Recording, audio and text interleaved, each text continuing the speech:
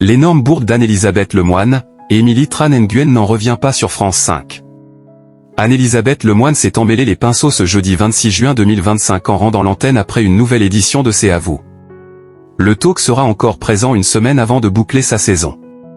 Le philosophe Bernard-Henri Lévy, le réalisateur Luc Besson mais aussi le colonel Alexandre Jouassard figuraient dans la liste d'invités de C'est à vous ce jeudi 26 juin 2025 sur France 5. Le conflit Iran-États-Unis, l'attitude de Donald Trump vis-à-vis de Volodymyr Zelensky, la santé de Bruce Willis mais aussi les inondations qui touchent le sud de la Chine ont été au programme.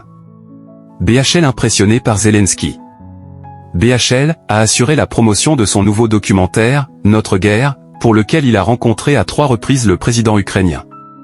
Un président qu'il tient en haute estime, il y a quelque chose qui se passe dans un visage, dans une âme, dans un corps.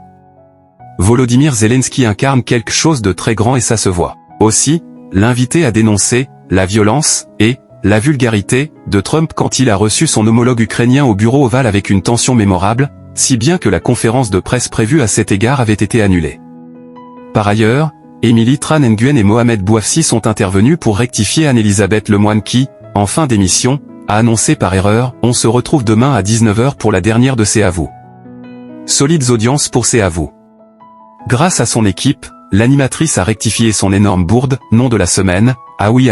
Demain, la dernière de la semaine. La dernière de C'est à vous pour cette saison c'est le 4 juillet.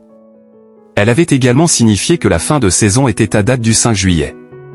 La première partie du talk a convaincu 975 000 aficionados, correspondant à une part de marché à hauteur de 7,5%. La partie suivante, démarrée à 20h04, a séduit 712 000 Français et 4,2% d'entre eux devant le petit écran. Le final a quant à lui mobilisé 1,17 million de curieux, soit une part d'audience s'élevant à 6,7%.